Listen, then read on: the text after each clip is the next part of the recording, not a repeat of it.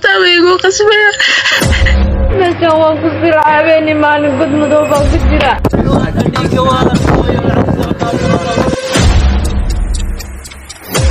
waxbarasho aan dunidana ku anfacayn aakhirana ku anfacayn.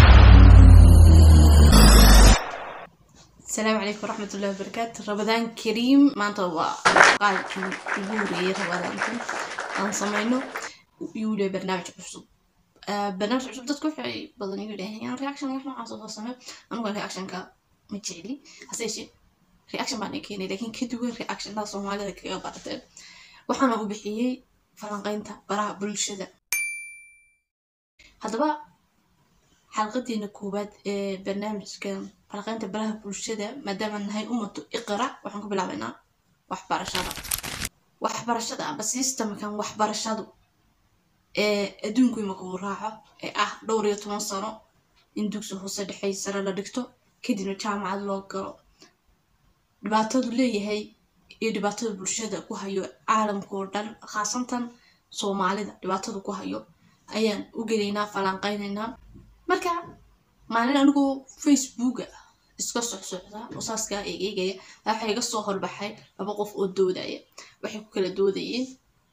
arintan mid baa wuxuu yiri physics ma aha cilmi nolosheena la falgala ee waa cilmi waqti laga lumiyo waqtiga naga lumiyo يعني تسأله قف كدوني إنه بيزنس برتو ها كجلي فيزيكس ما أنتي عندما يجود بيزي فيزيكس ساسو قف كدينا قف هو فعليه أو ربليك وقالوا حولي فينا فيزيكس ما آذن برا وحيار أولا لاجب بريسية أيام حد كانوا وصو حريقي فيزيكس لأنتي كومنت بقى ما هذا سو قرتين يوقفوا شوابا مركا أو حن وصو قاتي ما أنت حويان لبضع قف دودة waxbarashada ayaan ka hadlaynaa systemka waxbarashada horta hore ayaa waxaan ugu arkay muuqaal YouTube ka sanado badan ka hor muuqaalka ma arkay. I will prove it. Here's a modern day phone. Recognize it? Here's a phone from 150 years ago. Big difference, right? Stay with me. Here's a car from today. And here's a car from 150 years ago. Big difference, right? Well, get this. Here's a classroom of today. And here's a class we use 150 years ago. kadib baan haddana arkay dad fara badan luqado fara badan ku hadlayo oo dhaleeceynaya systemka. The whole educational system in and of itself is a scam. It's a scam that's become so normalized that we don't even realize it's a scam anymore. Public education as well. I think the school system is criminal in that it kills a child's spirit of learning. System education kita tak betul. There's a reason for this. There's a reason education sucks, and it's the same reason that it will never, ever be fixed. بدن يعني بقولار كأي حتى كمان نقولايا كده حنصير هذا دولة وحاجة بدل ويا بان يصير كده منا وحنفرض السيستم هي كأني بقى تذكروا مين السيستم ما هو شيء وحويان كان إن لبيه 10 سنة تكسو صدق الوجرو كده منا تعمل على كرا كده منا شهادة شغل وراديو كده waxaan ogaaday qoys kamida shanta qoys ee la ilaaha adduunka way maamulaan oo dahdabadooda ka maamulaan amba shanta qoys ee adduunka ugu qanisan mid kamid ah soo kale qoys lagu xanto inuu kamid yahay mansuuniyada ayaa asaas ku ah systemka. A lot of people, you're killing a lot of people. Probably the most disgusting in the world, you know. la ilaaha Rockefeller qoyskaas ayaa systemka waxbarashada keenay hasay shaba keenana qoyskan soo fikriya aan sheegay maxay systemka u keeneen qoyskan mid kamid ah oo ahbada asaasiyaashii systemka waxbarashada ayaa waxa laga hayaa inuu yiri yani hadaladiisa caanka ah waxa kamid ah ma doonayo bulsho fikirta iyo waxaan doonayaa bulsho shaqaale ah yani dad aqoon leh ma doonayo maadaama dad business yihiin shaqaale badan say hab u helaan system u ogolaanayo ay sameeyeen sidoo kale qoyska mid kamid ah. This is Aaron Russo, a filmmaker and former politician. To his left is Nicholas Rockefeller of the infamous Rockefeller banking and business dynasty. After maintaining a close friendship with Nicholas Rockefeller, Aaron eventually ended the relationship. Aaron, what do you think women's liberation was about? And I said, I had pretty conventional thinking about it at that point. I said, I think it's about women having the right to work, getting equal pay with men, just like they won the right to vote, you know? And he started to laugh. He said, you're an idiot. And I said, why am I an idiot? He said, let me tell you what that was about. We, the Rockefellers, funded that. We funded Women's Lib, you know? And we're the ones who got all over the newspapers and television, the Rockefeller Foundation. He says, and you want to know why? He said, there were two primary reasons. And they were, one reason was we couldn't tax half the population. And the second reason was, now we get the kids in school at an early age. We can indoctrinate the kids how to think. It breaks up their family. The kids start looking at the state as the... imika waxaan ogaanay inaanay dadkii systemkan sameeyay waxbarashada ee dugsi sare dhexe hoose iyo waxbarashada loo dhiganayo inuu dadku wada dhiganayaan habkaas yani sayniska iyo socialka la isku dhiganayo qof walba wuxuu danaynaya amba takhasus leeyahay amba xirfadiisa u noqonaysa aanu baranayn keenay inay dantoodu hayd inay shaqaale helaan markaan ogaanay waxa weeyaan waa maxay aqoon yani dadku sidee bay aqoonyahan u noqonayaan soo kale waa maxay ujeedka aqoon amba waxbarasho loo barto horta aqoon waa saddex waa aqoonta saldhigga ah base-ka ah iyo aqoon guud iyo aqoonta rasmiga ah aqoonta base-ka ah amba saldhigga ah waa tan imaka dadka waqtiga laga lumiyo weeyaan oo maanta dugsigii waxaad ka soo baratay dugsiga hoose sare dhexe 12 sano dhan waqti kaaga lumiyay wax anfaca kuma laha waa aqoon basic ah weeyaan yani aqoonta ku shaqo tagaysid waa jaamacada ee ma hata dugsiga ku soo dhigatay haddana saasoo tahay aqoontii saldhigga ahayd ayaa waqti badan lagu luminaya oo qofkii waqtiga laga qaadaya aqoonta rasmiga ah oo qofku ku shaqo tagayo ee shaqadiisa waaxde ee tan ah noloshiisa maalmeedka ka mid noqonayso rasmi u ah weeyaan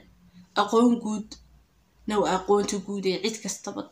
iska garanayso amba qofkaas yani waxbarashada ku garto amba sagu hasbaaro amba nolosha inta noolaa awgi khibrad uu qaatayno ha noqoto marka dugsiga hoose dhexe sare waxa lagu barto waxa weeye aqoonta basic ah iyo aqoonta guud yani aqoon rasmi ah lagu ma barto yani aqoon sanad hada lagu baro ku filan yani 12 sanaad dhiganaysa sanad quraata ee lagu soo koobi karaa weeyaan bariga hore ugu yaraan waxbarashada Soomaaliland marka la joogo dugsiga sare marka soo gaadhay ayaa social iyo science u kala bixaysaa sababta markii wax la isku dara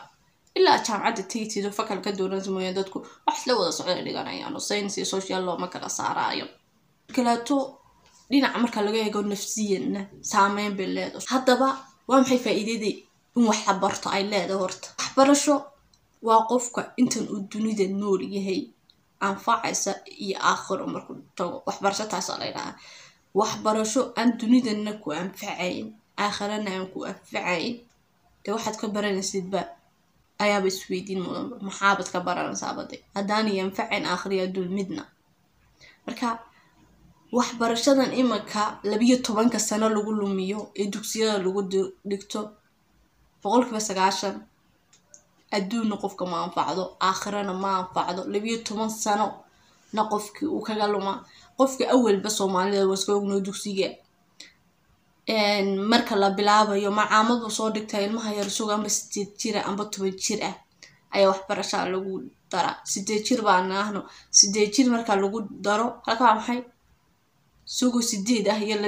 12 jir suuqo ah oo umrigiisii 20 soo cunay ayuu jaamacad u xidhiidinaya kadib jaamacad uu galiya ku garo hadal ka soo baxaya kadibna shaqo ku waayay imika waan ognahay bulshada shaqo la'aan bay ka cabanaysa maxaa yeelay dadkii habkan wax loo baraya hab qofka ka dhigtay in shaqo cid kale ka suga aan shaqo sagu samaysan iski yani inuu cid shaqaale u noqdo system qofkii ku dardar gelinaya oo ku dhiiri gelinaya ayuu wax ku soo baranaya kadibna sababta awgeed ba Soomaalida iminka markay waxbarashadii dhamaysay aad arkaysaa bulsho badan oo naga tahriibtay wadamada reer galbeedka u tahriibtay oo shaqo raadinaya qaar badan isku been qaar kale shahaadooyinkii jexjeexan cala awgeed waxa soo dhanna waa systemkan waxbarashada ee dadka wax lagu dhigayo weeyaan haddaba waxa weeyaan sidee baan u xallin karnaa way su'aashu tahay maadaama ogoonay waxbarashada habkan loo marayo inuu wax badan ka qaldan yihiin aanu wax danana ugu jirin bulshadeena sidee baan hab ugu marnaa yacni bulshadeena anfacaysa horta yacni si raac inaad noqoto tahay bulshada adduun weynaha waxaasa ka jira marka anaguna wixii adduun weynaha sameynaya wax meel lagu gaadho maaha ma ogtay adduunka wax kastoo yaala lagu soo kordhiyo waa koobi asal maaha bini'aadamku aslanba waxaan jirin ma ikhtiraacin karo ee wax uu koobi kareeyay wax kastoo adduunka ku aragtidba waa koobi hase yeeshee koobiga la yidhaaho ikhtirac waxa weeyaan qofkiis markuu sameynayo wuxuu soo sameeyaa koobi uu sameynayaa edit past yacni editkaas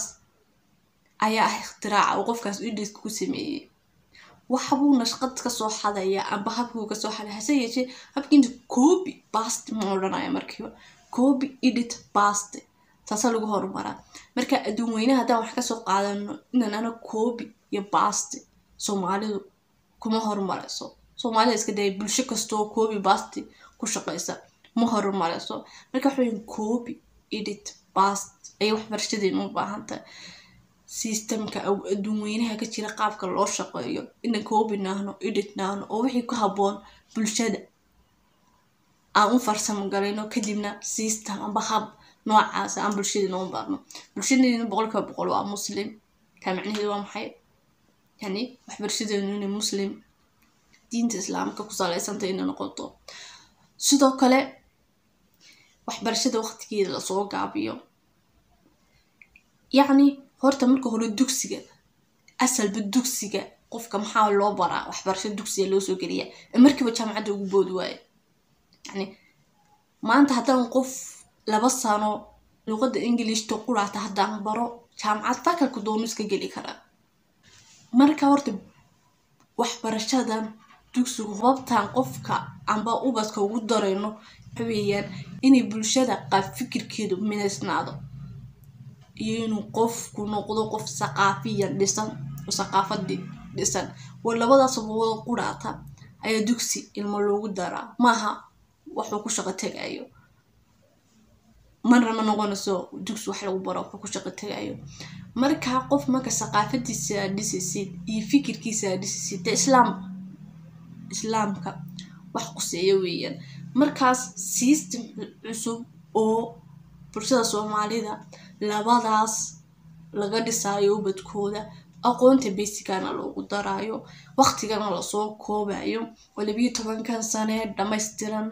waqti yar oo 5 sano wax la mid ah laga dhigayo sidoo kale qodoban ku daraya wasaaradda waxbarashada kuma jirto anjandaheeda